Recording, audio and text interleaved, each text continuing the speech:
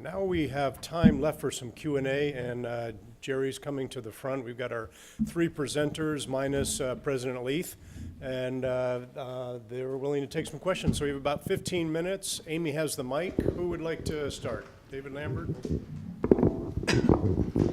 Thank you for those excellent presentations.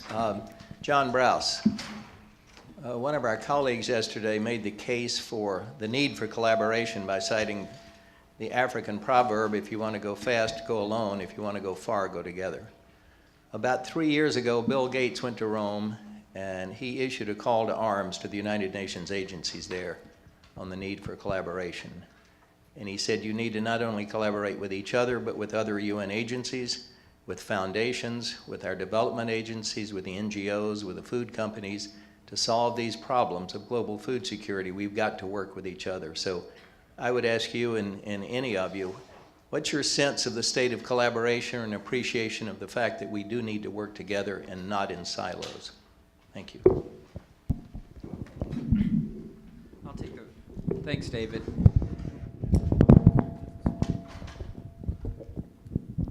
Can you hear me? Yeah. You know, my reaction is that the operational agencies and the NGOs all want to work together and all have the ability to work together, but they're still driven by some self-interest. They want to know that they're going to be supported truly if there's that kind of integration. And before I left AID, when there was the discussion of how to build resilience, resilience is all about a systemic approach to looking at the problems of the developing world. We were writing a resilience strategy, and it was all very good, but I said, are we going to address the way we allocate resources to support resilience? Because if our funding streams from the donor countries, if you will, don't change to match the operational parameters that we're being asked to now implement, you will never see change, because people will react to where the money is directed rather than to true integrated programming.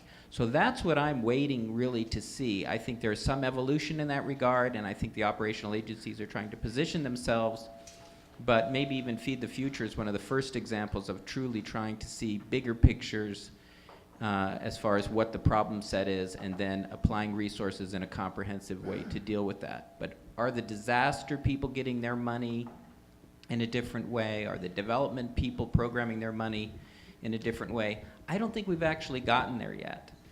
Disaster people respond to instant crises. Money comes quickly. Development people, what, 3 years still? You know, you plan, you budget, you ask for money, it goes on. So it's long answer, but the short answer is it's an ongoing challenge. I do think there's a desire to get there, but we have to wait and see whether all parts of the system really move in that direction. Do you want to try? Just briefly on collaboration, partnerships, and so on.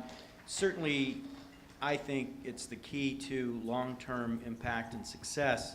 It's also perhaps the biggest challenge within a program. There is something to be said for going fast by going alone.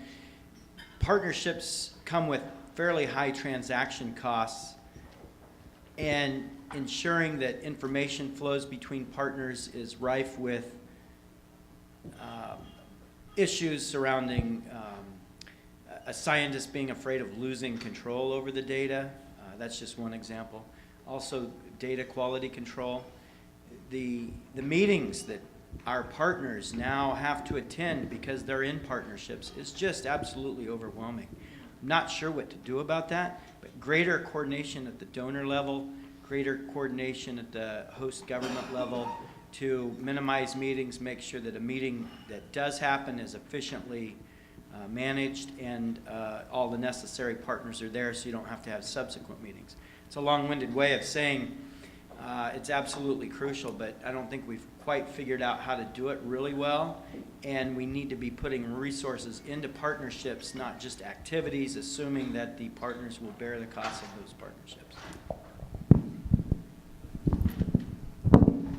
I'm sorry, I'm going to add again a little bit of an odd view into this, but you know, other than agencies, we in the research world, particularly at NCAR, where we are primarily federally funded, we are funded to do research and to improve our tools. At the moment when we say we want to go and really do applications with this, it starts to violate what we're funded for. And therefore, internally, to get the resources that are already tight, and they have been becoming tighter and not better in the last few years towards improving our models, is very hard. And so what we need to do is to look elsewhere for resources to actually do that translation. Even though we sit there and say, we get phone calls on a weekly basis. And I have been talking with the CEO of Ingram Barges on the Mississippi River. He says he's one of the most conservative companies anywhere in the United States.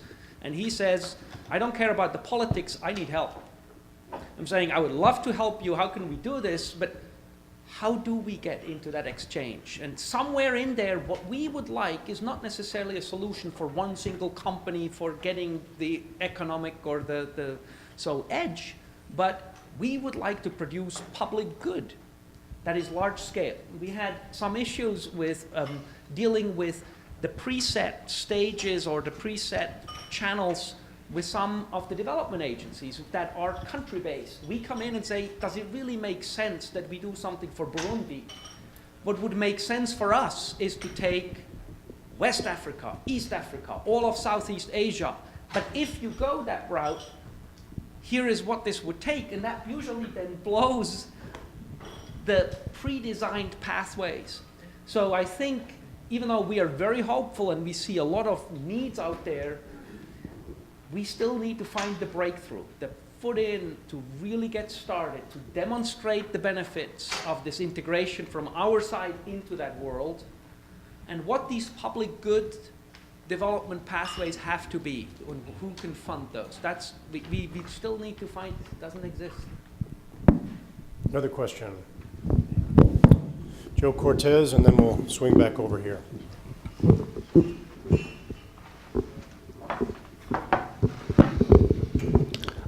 Joe Cortez, Global Seed Program, Seed Science Center.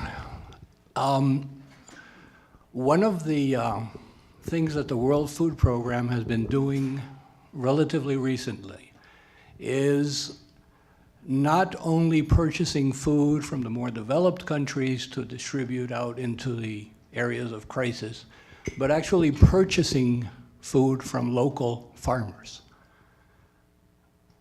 I was wondering, and it's more of a suggestion / question, if we could enhance that in the following way. In interesting farmers in using varieties that will give them better yields and at the same time provide you with higher nutrition qualities that a variety might have.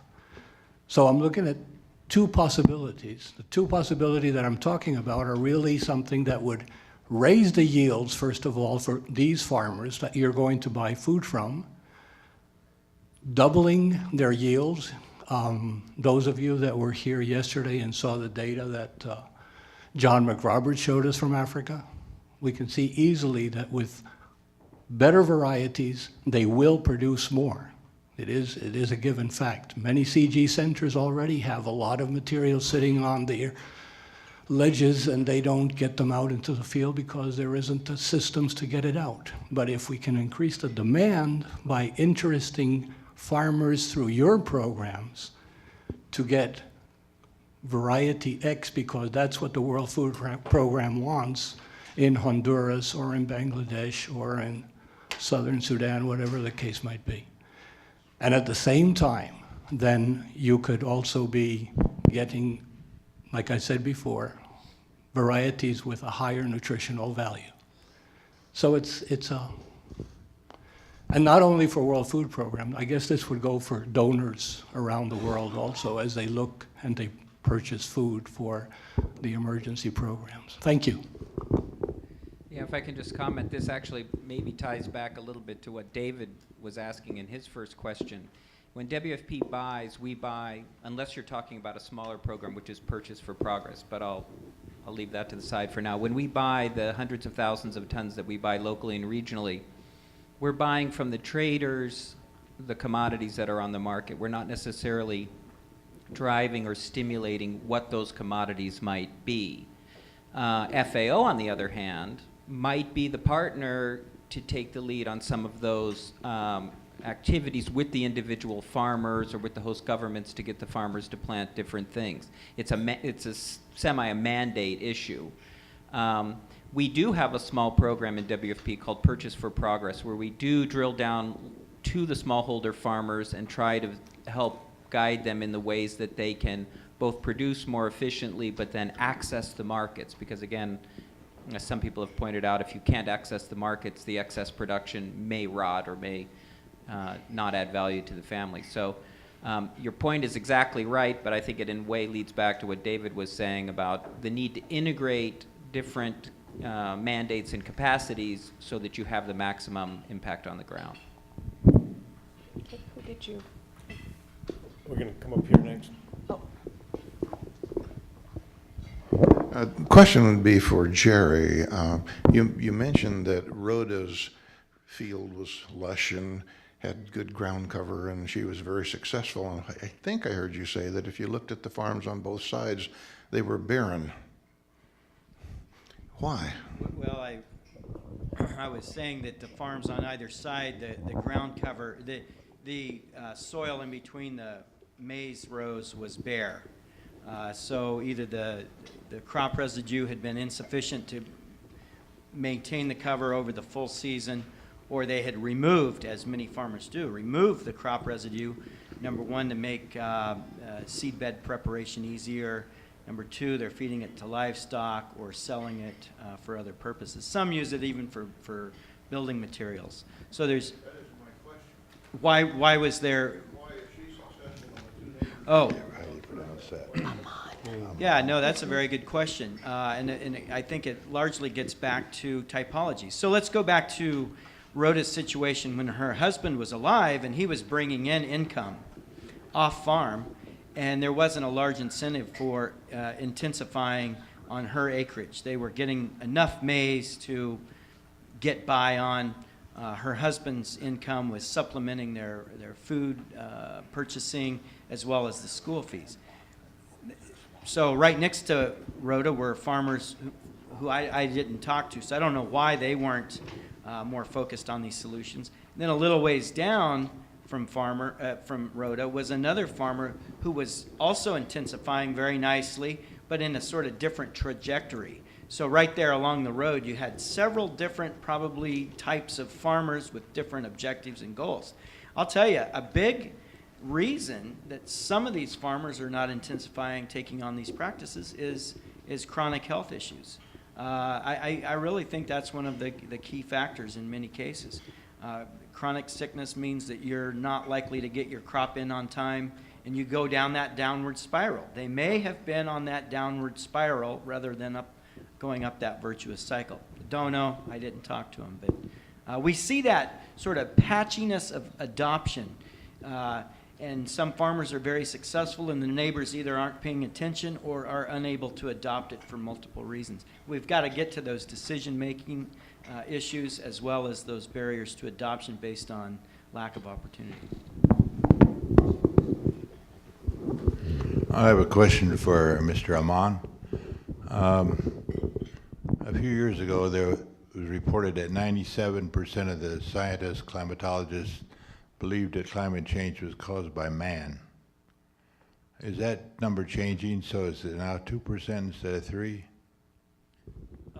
I'm not aware of an updated number on this, but it is 97.5 or something like this is the latest number that I can recall. But that was maybe a year and a half ago. But you know, again, I think the one sentence that I pulled out, and you can pull out these single sentences in all of the IPCC reports, they really represent not just the scientists, but it's including the policy and the framework around it. And it gets stronger and stronger. We have more lines of evidence that we can pull in, and there's not a single one left that says this house of cards could fall apart. If we find better data, and then suddenly everything else would fall apart. Everything is what we call geophysically consistent with each other. So it's a very robust scientific framework. We can predict what we would get if we would get that data, and generally these things come right on. And in fact, I have reached some discussions with some of the observation folks, and that, I think, is an interesting part of this. Sometimes we can use climate models to identify where there are systematic errors in the observations. And as you achieve that models start to predict where there is systematic errors in observations, and you can go in and assess that and verify that. And if that gets confirmed, it shows you that you have reached a ripeness of this scientific environment, that the models and the observations, they are really describing that environment quite correctly. So I would think that the number has, if anything, gone up, even though I'm not aware of one.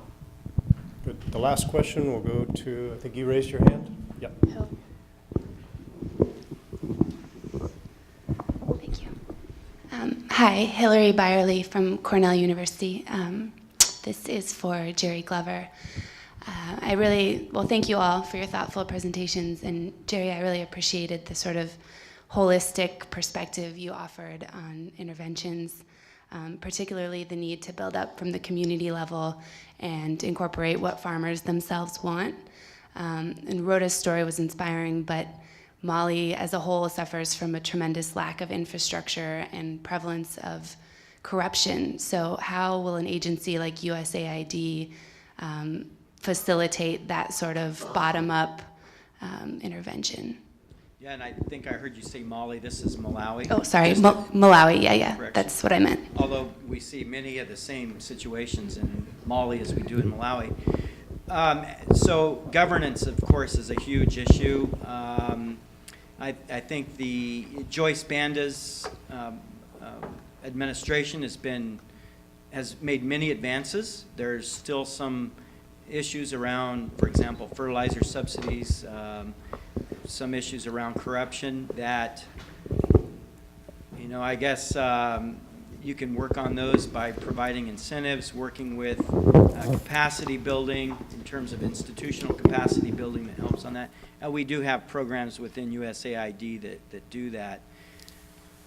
Really on the agricultural development side, it's probably more effective to focus on working within the environment that you have. In other words, if there are fertilizer subsidies that are distorting the market, you still should probably work with that. See what opportunities those bring up and work within that environment. Policy changes are slow to come about and can change instantly. So really, I'll tell you, it comes down, I think, to farmers, the education, the knowledge base of the farmers, how well they're tied into these other community groups within the extension services so that they are better informed to respond to these changes in policy, respond to poor governance issues and so on their own and within their community. There's just not much else we can do oftentimes. Probably an unsatisfactory answer. Okay, let's thank our panelists.